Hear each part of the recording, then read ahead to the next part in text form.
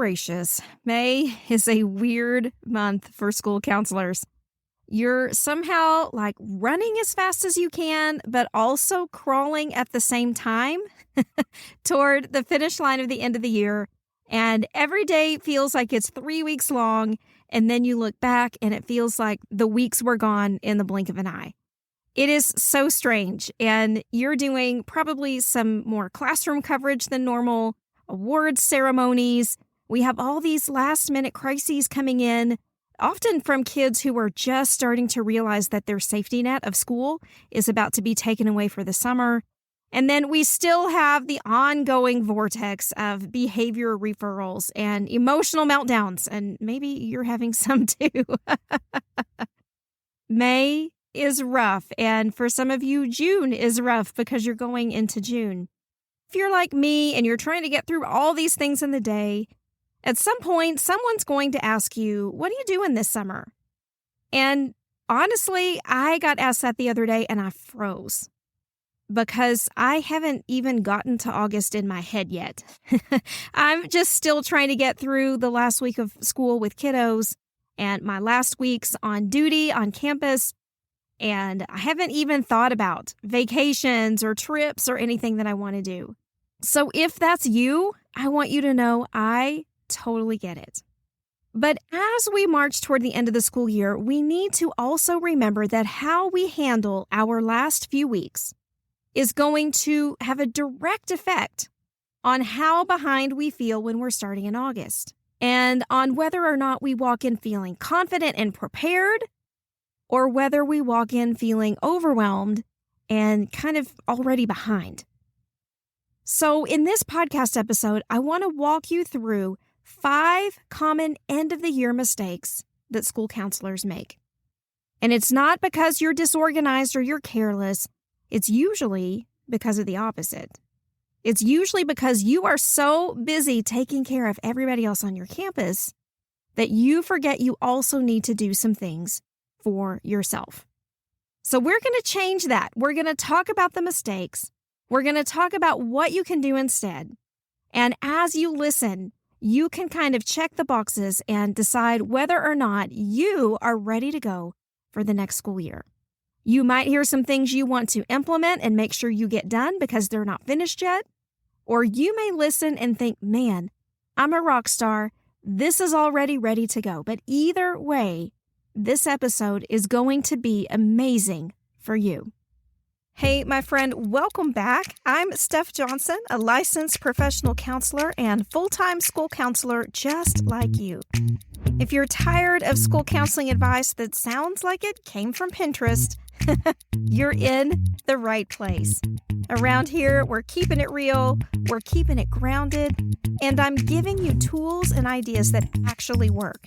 Because you deserve more than pretty graphics and empty promises. All right, so mistake number 1 that school counselors often make at the end of the year is not leaving enough breadcrumbs for the August version of you. When we're in the thick of it, when it's down and dirty on campus in May and June, it's easy to think that we are going to remember all the things. And we tell ourselves things like, I'll find that student when school starts. I'll remember to talk to them. Or that would be a really great idea for a group in the fall.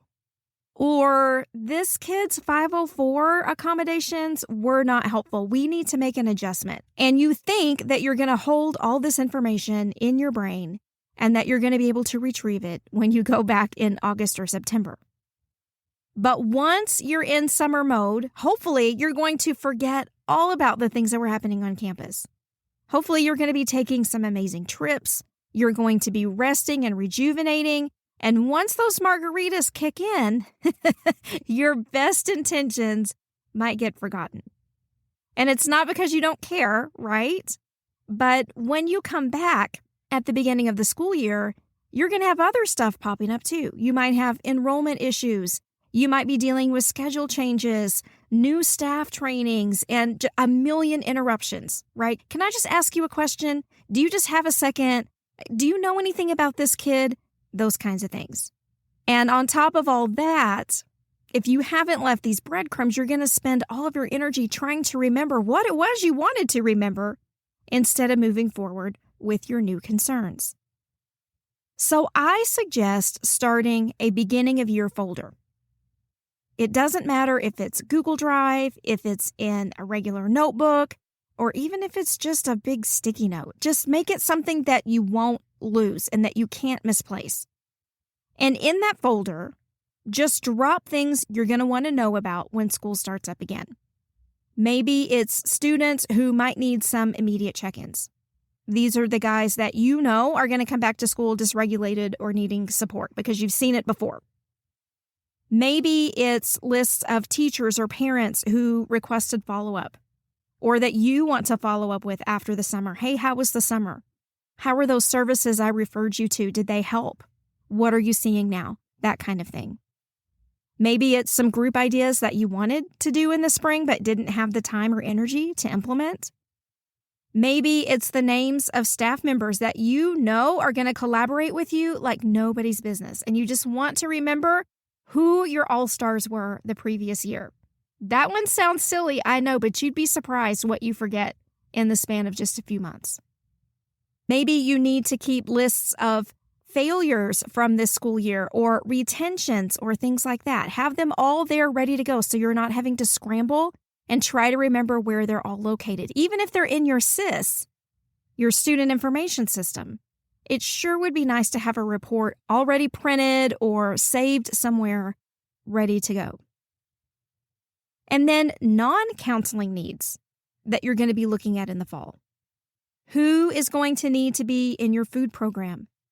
Who showed up without a coat all winter that you need to start sourcing winter items for as soon as school starts? Who relied on school supply donations? These are absolutely issues that are going to show up again. And so if you are already a step ahead in thinking this direction, and you simply have to open this folder to access your quote-unquote memory, you're going to look like a rock star. Think of your beginning of year folder as a love letter to yourself. This is a way of saying your work matters, it's important, let's not lose this in the shuffle, because I believe in the impacts that you're capable of making. All right, mistake number 2 is ignoring your end-of-year campus data. Now, you might have just gotten a little shiver when I said that because you're thinking, man, I'm just trying to finish what I've got on my plate right now. I sure don't want to go look backwards, and I certainly don't want to have to go access any data to do it. I'm sick of talking about it. I'm sick of looking at it. I don't want to know any more. But your campus data is going to be one of your best sources of insight. And it's something that most school counselors, I find, don't start looking at until the fall. And by that time, it's usually too late to plan anything big with any sort of intention. So if you can start looking at things like which students were repeatedly getting referrals, which grade levels had the worst attendance, where were the most consistent academic struggles on your campus? Could have been kids, could have been certain classes, could have been certain grade levels. Or which students came through your office over and over and over again. This is the roadmap for where you're headed next year. Because even if a few of these kids don't come back to your campus, we're still going to see referrals, attendance, and academics. And all of those concerns are not going to simultaneously move away, right? So we need to have these at top of mind. And this doesn't need to be like a full-blown data analysis. We were talking about this in our School for School Counselors Mastermind recently. And I was telling members that I feel like the data conversation in school counseling has been way overcomplicated. And as we gathered for our monthly data discussions meeting, and we were talking about the kinds of data that school counselors had either collected or had access to and what they wanted to do with that data, it was kind of blowing their minds how we could put that information together in a streamlined way and make it so easy. So instead of it feeling like it's going to take hours, like you often hear when people talk about school counseling data, we could knock it out in 20 or 30 minutes. So take 30 minutes sometime at the end of your year and look for patterns. Even if you only find 1 or 2 takeaways, that is going to set you up for some phenomenal impact for next year. Do not wait until beginning of year PD to start thinking about these things. Look at it now while it's fresh so you don't forget. Mistake number 3. This one sounds kind of stupid, but I'm here to tell you, I think it happens more often than people admit. I have caught these undercurrents for the last few years with a lot of school counselors that I work with at the beginning of the year. So I feel like I can say this with certainty. And this one feels like it's kind of minor, but it's really not. Every single July, we host an event called Best Year Ever. And I hear from counselors who walk in their office and immediately feel overwhelmed because they're walking into paper piles, mystery binders, or like these random notes that we scribble to ourselves on sticky notes. And then, we walk away and a few weeks or a few months later, we have no idea what those notes were talking about. And then you don't even have any memory of what you were doing the last few weeks of May. When you start the year like that, it sucks the momentum right out of you. Your energy is depleted already, and it makes everything feel harder. Now, I know this sounds dramatic, but how many times have you walked into your office after a summer break and you've opened a desk drawer or a filing cabinet drawer or something like that, and you come across the mystery pile? Stuff that you stashed in May or June because you were just running so hard, you didn't want to have to deal with it. You didn't have the mental energy to sort through it and to put it where it went, and you thought, I'll get to it later, but you never did. You don't have to go all Marie Kondo on your office, right? This is not about transforming your working space. But if you can spend like 10 minutes every day during the last week of school, you could toss the stuff you're not going to use anymore. I just did that last week. I went through all of my hanging file folders and what few resources I keep on hand.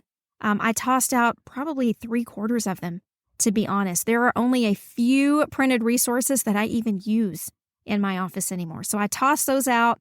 I tossed out a bunch of these workbooks for students people have been giving me over the years.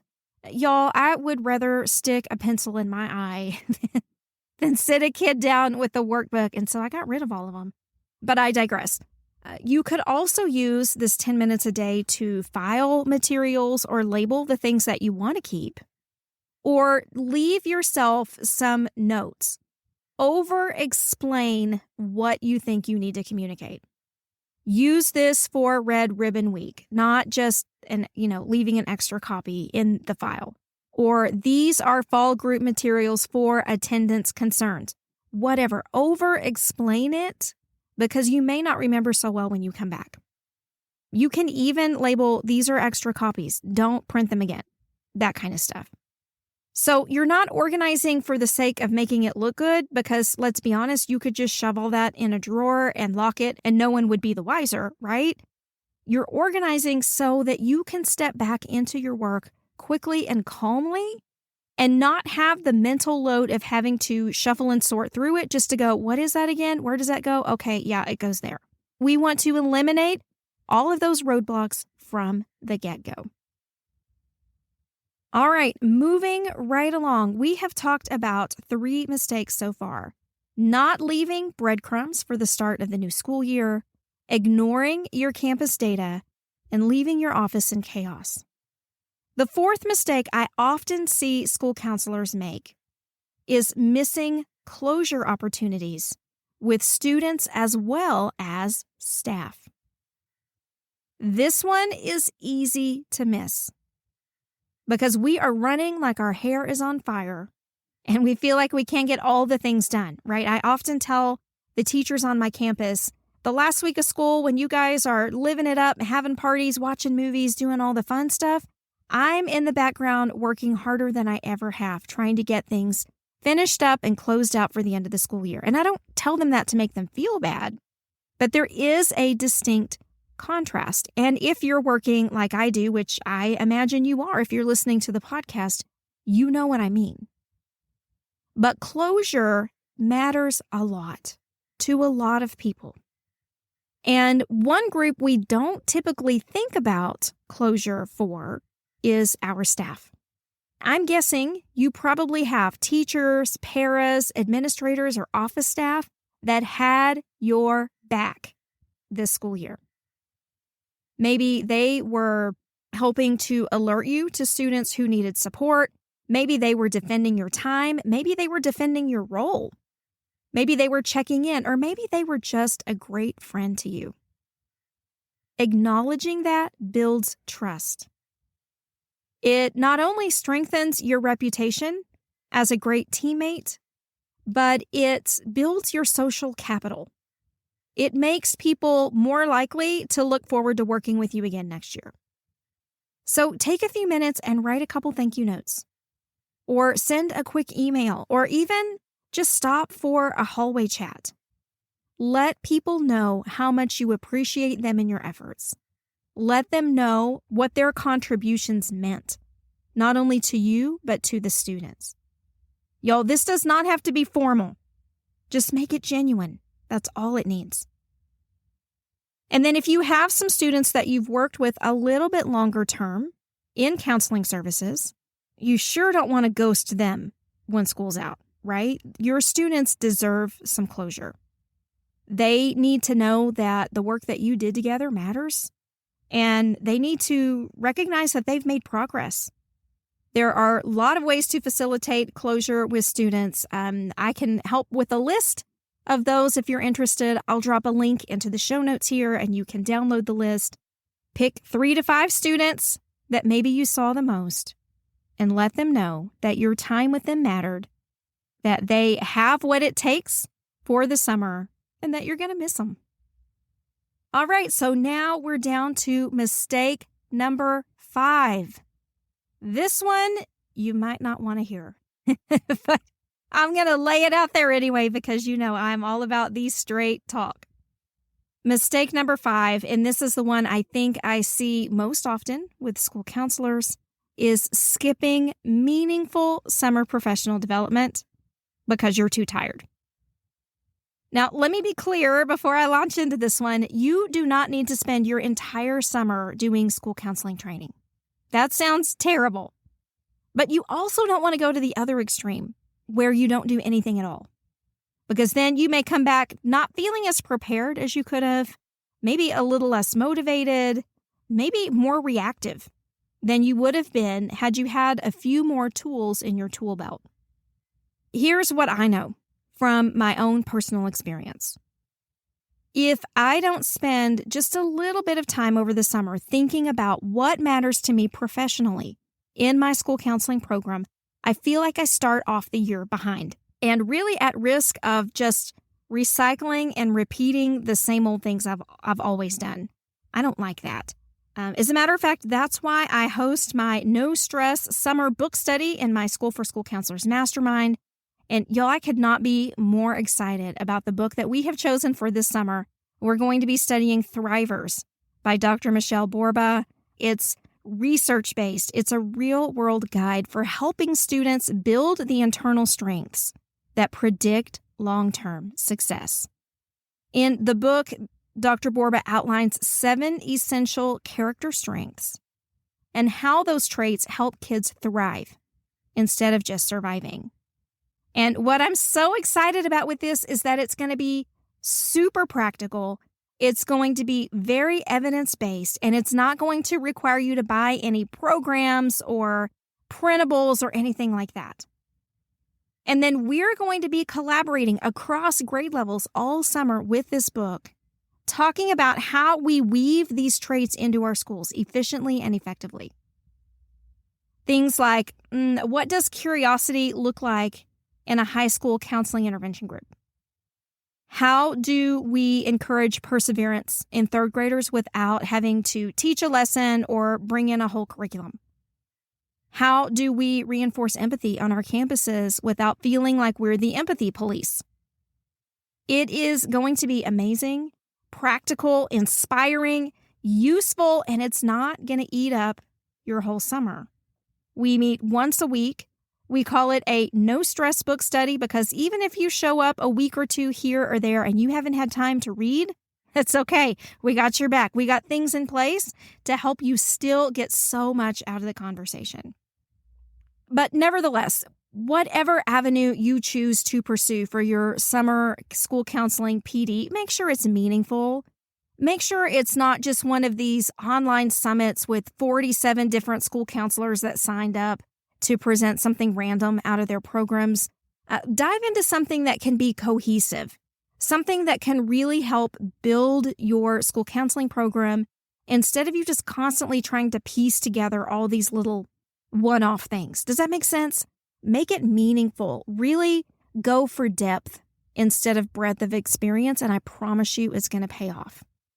If you want to keep your school counseling brain sharp with us, we have a seat for you at the summer book study table. You can find out more at the link in the show notes. All right, so we've talked about the 5 most common end-of-year mistakes that I see school counselors making. Not leaving breadcrumbs for the next school year. Ignoring your campus data because you're just so over it. Leaving your office in chaos. Missing opportunities for closure. And skipping meaningful summer professional development. Now, I told you I was going to give you 5 mistakes. I'm going to add a 6th one just as a bonus because I'm always a little extra, right? And the 6th mistake that I see is failing to reflect before you leave. This mistake is so easy to make because once you finally get to the end of the school year, all you want to do is lock the door and not look back. And you need to rest, right? But you also need closure.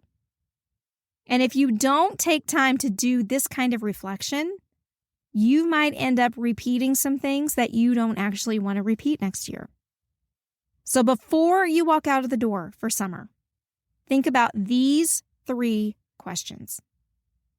First, what went better than expected?